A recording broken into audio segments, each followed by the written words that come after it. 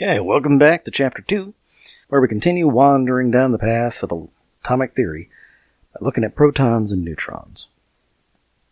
In the early 20th century, like the very, very first years, 1901, 2, 3, 4, radiation was still a new thing. They didn't really know what it was.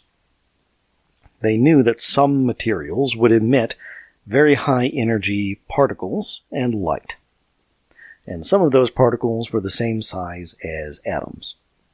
Those were alpha particles. Rutherford, a scientist working at the beginning of the 20th century, figured, hey, why not fire alpha particles at some materials and see what happens? He figured because alpha particles are the same size as atoms, then maybe they'll tell us something about the structure of the materials, which are also made of atoms. That's a really good idea. So here's the setup. You have a lead block with some uranium embedded in it, and a narrow hole drilled into it. The uranium gives off alpha particles, but they can only exit the lead through that narrow hole. So you've made a gun that fires alpha particles, and it never stops firing alpha particles. So you aim that beam of alpha particles at some gold foil. And the gold foil has been beaten very, very thin. And gold is really good for that. People have been doing it for a long time, making gold leaf. So that's why they used it. And then, around that gold foil, you set up a scintillation screen. Okay, it's just a material that will flash, give off a bing, little flash of light whenever an alpha particle hits it. And then you set a grad student to watch the scintillation screen and count how many times they appear and where they appear. That's what grad students are good for, doing the work the professor doesn't want to do. So, they didn't know exactly what would happen, but they figured they would get some information about the internal structure of gold. How are the atoms of gold arranged to make the material of gold itself? This is what they saw. Something like 99% of the alpha particles just went straight through the gold as if it wasn't even there. And then 0.1%, a small fraction, would be deflected a little bit, but some would be deflected like they'd bounced off entirely, like they'd hit a brick wall. Almost straight backwards even. It was really, really strange. It was like they had fired bullets at a wall. Most of them had gone through like it was tissue paper, but some had bounced off like it was solid brick. Now, according to the Thomson model, the plum pudding model, there should have either been no scattering, the particles all passing straight through, or sort of equal scattering, because it's mostly solid. Instead, the results they saw means that most of the particles had minimal or no interaction almost all the time. But a small fraction had complete interaction, like they'd bounced off entirely. Meaning, most of the time, the alpha particles hit nothing at all. But a fraction of the time, they really, really hit something. And what they had hit had a positive charge. That's because alpha particles have a positive charge. Okay? A 2+ charge, the way we call it. So the only way they would bounce off of something is if that something also had a positive charge. Repulsion. Positive charges bounce off of positive charges.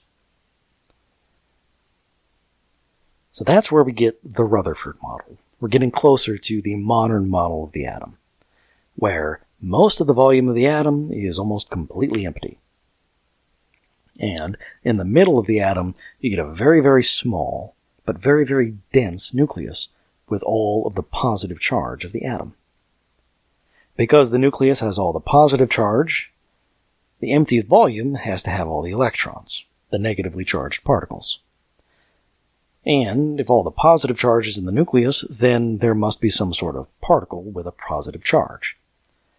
And that's where we get protons. So that's what we got out of Rutherford and his gold foil experiment. First, we have the very dense nucleus with protons in it, and then a cloud of electrons surrounding that nucleus with almost no mass. But there are a couple of problems with that model. First up, like charges repel one another, remember? So if the nucleus contains all of the positive charge with all of the protons in a very, very tiny, very, very dense space, how can that exist? Like charges repel one another, and the repulsion increases as they get closer together. And in the nucleus, the protons are incredibly closely together. So the force pushing them apart must be ridiculously huge. So what is holding the nucleus together? A hypothesis that they came up with is that there's a third particle, a particle with no charge, acting as a kind of nuclear glue, the neutron. Further discoveries over the decades that followed were isotopes, atoms that have the same chemical properties, the same element, but with different masses. And then they found different kinds of radiation that behaved very, very oddly. So, in 1932, through various experiments, a researcher named James Chadwick was finally able to confirm that the neutron exists.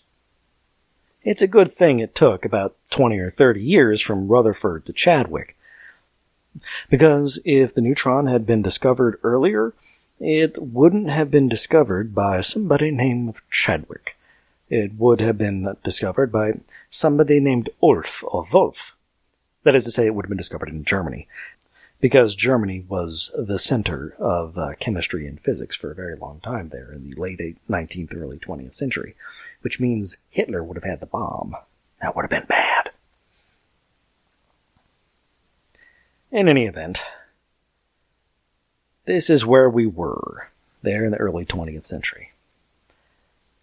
An atom with a very, very tiny, very, very dense nucleus composed of protons and neutrons, surrounded by a cloud of electrons with very, very low density, very, very low mass. And that brings us to the second problem. Namely, the atom shouldn't exist. When a charged particle, like an electron, accelerates, where acceleration is a change in speed or direction, it emits electromagnetic radiation and loses energy. It slows down. Here we have our electron moving in a circle. It should emit radiation, which would cause it to spiral inward, fall into the nucleus. According to physics, as we understood it there at the end of the 19th, beginning of the 20th century, we can't have a cloud of electrons. Rutherford's model was impossible. Which is why, it's one of the many reasons why, physicists had to develop quantum mechanics and move on to an entirely new understanding of physics. And that is Chapter 3. For now, we can accept that protons, neutrons, and electrons exist. You have a tiny, dense nucleus made of protons and neutrons, and surrounded by a cloud of electrons. We'll leave it there, and in Chapter 3, we'll come back and talk about how the atom is put together. We'll actually finish the structure of the atom. For now, we're just going to talk about symbols. See you next time.